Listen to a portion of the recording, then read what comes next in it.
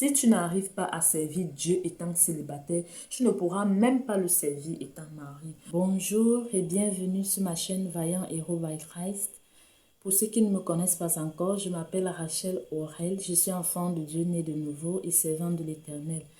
Cette chaîne Vaillant Héros est dédiée aux enfants de Dieu et elle est une plateforme par laquelle nous partageons la parole de Dieu, nous partageons des enseignements bibliques, des édifications, des témoignages et d'autres contenus chrétiens dans le but d'édifier le peuple de Dieu. Dans cette vidéo, nous allons partager une série d'enseignements bibliques sous le grand thème « C'est Dieu tout simplement ». Dans ce grand thème, nous aurons 3 différents enseignements. C'est Dieu tel que tu es. C'est Dieu avec ce que tu as et ce que tu n'as pas. C'est Dieu où tu es.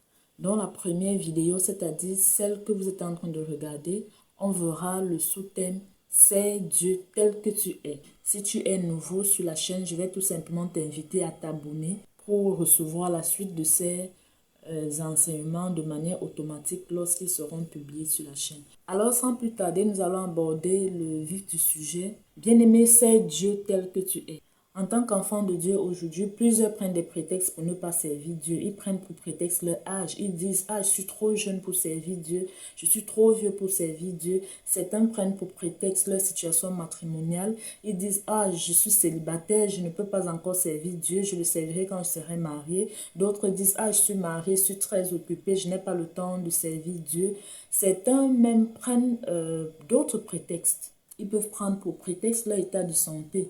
Ils peuvent dire « Ah, je suis malade. Comment est-ce que je vais pouvoir servir Dieu étant malade? » Lorsqu'ils sont en santé, ils disent « Oh, j'ai trop de force pour servir Dieu. » En fait, chacun prend un prétexte pour ne pas bien servir Dieu dans un domaine précis là où le Seigneur t'attend. Nous perdons du temps. Le Seigneur s'attend à ce qu'on le serve tel que nous sommes. Il n'ignore pas que tu es jeune, il n'ignore pas que tu es vieux lorsqu'il t'attend. Il n'ignore pas ton état de santé, c'est lui qui t'a créé. Si à ce moment précis, il souhaite que tu le serves, c'est parce qu'il sait que là où tu es, tu peux avoir de l'impact. Dans l'état où tu te trouves, tu peux avoir de l'impact. Oui. Et s'il veut t'enlever de cette étape, que tu le serves sous un autre état, c'est lui, Dieu, il est souverain, il va t'enlever de là. C'est vrai, il y a plusieurs états qui peuvent nous permettre, qui peuvent nous empêcher, je veux dire, de servir Dieu, mais nous allons retenir simplement 3. C'est les 3 raisons que nous aimons bien avancer pour ne pas servir Dieu. Alors nous allons prendre premièrement le critère âge. Bien-aimé, arrête de dire que tu es trop jeune pour servir Dieu. Si toi qui m'écoutes, tu es jeune, je vais te prendre l'exemple de Samuel. La Bible nous dit que Samuel était très jeune, mais il était déjà au service de Dieu. Il ne savait même pas encore discerner la voix de Dieu, mais il servait déjà Dieu. Parce que tu ne sauras discerner la voix de Dieu que lorsque tu seras au service de Dieu. Si tu restes là, tu attends d'être bien, tu attends d'avoir tout ce qu'il faut pour servir. Bien aimé, tu ne serviras jamais. Parce que le Seigneur ne cherche pas des personnes compétentes, il ne cherche pas des personnes qui ont tout, mais il cherche des personnes disposées et disponibles pour les équiper afin de pouvoir faire l'œuvre pour laquelle il les appelle. Dans le livre d'un Samuel, nous allons voir comment Samuel a servi Dieu depuis sa jeunesse jusqu'à sa vieillesse. Il a été au service de Dieu. Alors, tout ceci pour te faire comprendre que l'âge, ton jeune âge n'est pas un blocage. David a servi Dieu étant très jeune. Ils sont nombreux dans la Bible qui ont servi Dieu étant très jeune. Peut-être toi, tu es même déjà vieux. Déjà, on n'est pas trop jeune pour mourir. Je vais te prendre un exemple simple. Les bébés meurent. Les enfants qui ne sont même pas encore nés meurent. Ceux qui ont vieilli meurent. Et puis en fait, lorsqu'on parle de jeunesse, bien-aimé, tu te situes jeune par rapport à qui? Par rapport à quoi? Parce que pour ma part, en ce qui me concerne, je pense que la jeunesse se situe par rapport au nombre d'années qu'on va passer sur la terre. Je m'explique. Si par exemple, je vais passer 15 années de vie sur la terre et que je sois déjà à 12 ans de vie, je ne peux pas m'estimer jeune parce qu'il ne me reste que 2 ans pour accomplir ce que Dieu m'a envoyé accomplir sur la terre. Je ne peux pas m'estimer jeune. Par contre, si par exemple j'ai 50 ans et que je suis à 15 ans, je peux m'estimer jeune parce que je sais qu'il y a encore plus de temps. J'ai encore beaucoup d'années devant moi. Bon, je peux traîner le pas disant que ok, bon, j'ai encore un peu de temps, je vais me rattraper. Malheureusement, personne d'entre nous ne connaît le jour où il va quitter la terre. Personne d'entre nous ne sait quand est-ce qu'il va partir de cette terre. Il n'y a que Dieu. C'est lui qui sait quand est-ce que tu vas partir. Et si tu ne sais donc pas quand est-ce que tu vas partir, ça veut dire que tu ne sais pas en réalité si tu es trop jeune pour servir ou pas. Parce que demain, aujourd'hui, demain, après-demain, tu peux partir de cette terre. Alors le Seigneur t'appelle à le servir même si tu es jeune. Parce qu'il y a des jeunes également qui l'ont servi dans la Bible. Oui, bien-aimé, toi qui passes le temps à dire non, tu es trop vieux, ça sont les choses des enfants, tu n'as plus de force et autres. Je vais te dire, il y a des personnes qui ont servi Dieu même dans leur vieillesse. Il y en a même tellement qui ont servi Dieu. Par exemple, il y a l'histoire d'une femme qui était vraiment âgée, une femme que j'admire tellement. Elle s'appelait Anne. Bien-aimée, Anne était vieille. Lorsqu'on te donne son âge, 84 ans, elle était vraiment vieille. Imagine un peu une personne de 84 ans. Elle est vieille, elle était veuve, mais elle s'est mise au service du Seigneur. Elle faisait tellement de choses pour le Seigneur. La Bible dit qu'elle jeûnait, elle priait. Tu imagines une femme comme ça? Elle annonçait l'évangile. Lorsque le Christ est né, elle annonçait l'évangile. Ça veut dire qu'elle n'a pas pris son âge pour prétexte. Elle n'a même pas pris son état de veuve pour prétexte. Non, elle a mis au service son état de veuve. Elle a mis au service son état, son âge qui était avancé. Elle a servi Dieu. Est-ce que tu penses que tu as 84 ans? Je suis sûre que toi, tu as peut-être moins de 84 ans, mais tu t'estimes déjà beaucoup trop vieille pour servir Dieu. Peut-être même tu as 84 ans et plus. Si elle a pu le faire, toi également tu peux le faire. Il y a quelque chose que tu peux faire pour la gloire de Dieu dans ta vie. Le Seigneur s'attend à ce que dans un domaine précis, tu puisses travailler pour lui. À cet âge-là, on a beaucoup d'expérience avec le Seigneur. Par exemple, tu peux transmettre l'expérience que tu as avec Dieu. Tu peux encourager les jeunes gens, tu peux les édifier, tu peux les conseiller. Ça aussi, c'est servir Dieu. Servir Dieu, c'est tout simplement faire sa volonté dans quelque chose, l'honorer dans quelque chose. Alors, ce que je peux te dire, bien-aimé, c'est de servir Dieu sans prendre pour prétexte ton âge, sans dire que tu es trop jeune ou tu es trop vieux pour servir Dieu, parce que ton âge est un atout, que tu sois jeune ou que tu sois vieux. Le Seigneur veut t'utiliser dans un domaine précis de ta vie avec l'âge que tu as. Bien-aimé, il y a même des personnes qui prennent pour prétexte leur état de santé pour ne pas servir Dieu. Tu vas dire, je suis malade, je ne peux pas servir Dieu.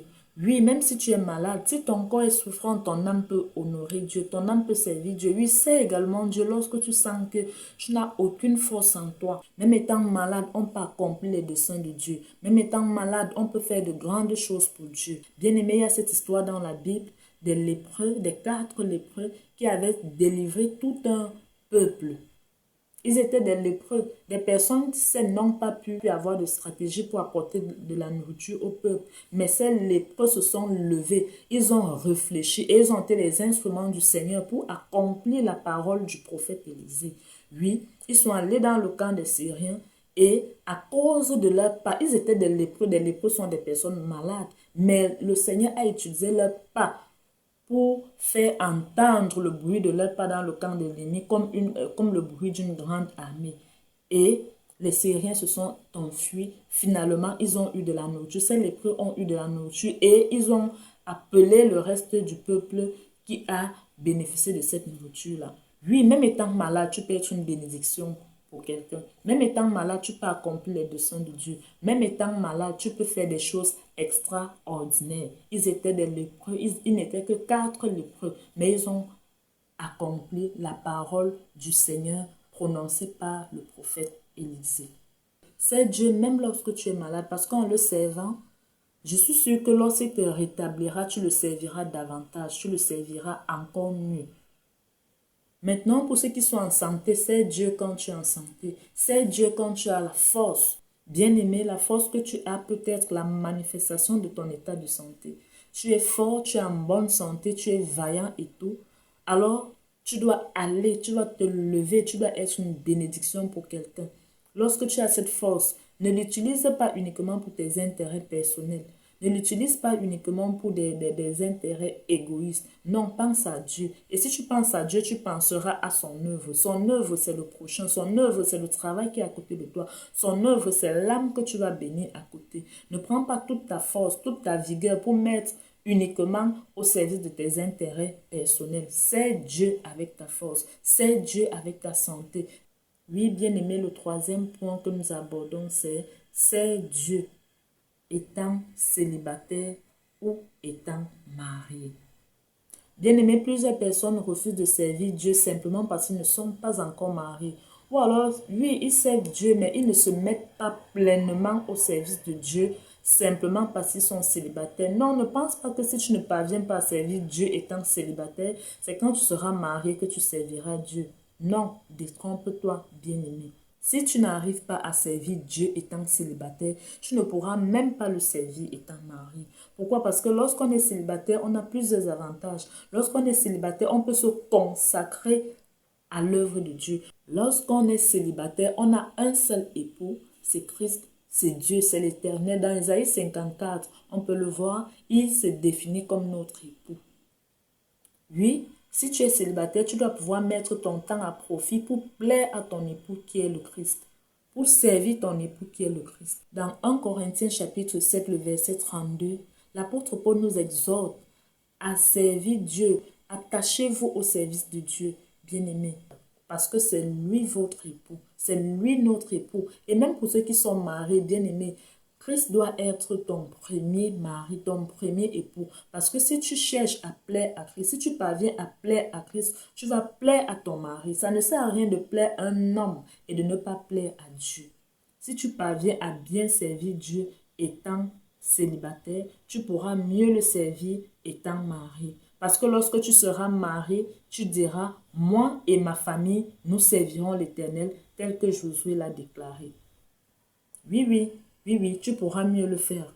Parce que si tu n'as pas pu le faire étant célibataire, quand tu seras marié, tu prendras des prétextes. Tu diras, oh, je n'ai pas le temps. Oh, ceci, oh, mon mari a dit, oh, je ne viens pas à l'église parce que mon mari a dit, oh, ceci, oh, cela. Tu prendras toujours des prétextes sur ton mari. Parce que c'est ce que tu attendais. Malheureusement, ayant donc un mari, tu ne pourras pas servir Dieu. Ayant une femme, une épouse, tu ne pourras pas servir Dieu parce que tu passeras le temps à dire, ma femme a dit, oh ma femme, vraiment ma femme, tu ne vas pas servir Dieu. Sers Dieu quand tu es célibataire, afin que lorsque tu seras marié, tu sois capable de dire, moi et ma maison, nous servirons l'Éternel. Moi et ma maison, c'est moi, c'est ma femme, c'est mon mari, ce sont mes enfants, c'est mon entourage. Moi et ma maison, nous servirons l'Éternel. Alors, bien-aimé, c'est Dieu que tu sois marié, que tu sois célibataire.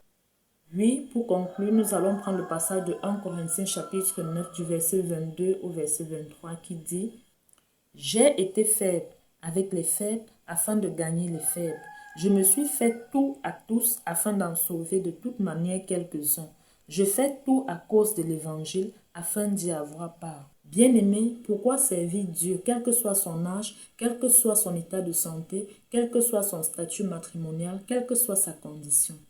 Tout simplement à cause de l'évangile. Bien-aimé, en tant qu'enfant de Dieu, tu dois être en mesure de prêcher la parole aux jeunes, prêcher la parole aux vieux, prêcher la parole aux malades, prêcher la parole aux personnes en bonne santé, prêcher la parole aux célibataires, prêcher la parole aux mariés. Tu dois être capable de prêcher la parole à toute personne, dans toute situation, dans tout état. C'est la raison pour laquelle toi-même, tu ne dois pas avoir peur d'expérimenter ces différents états. Penses-tu que tu pourras prêcher la parole de Dieu à un malade si tu n'as jamais été malade?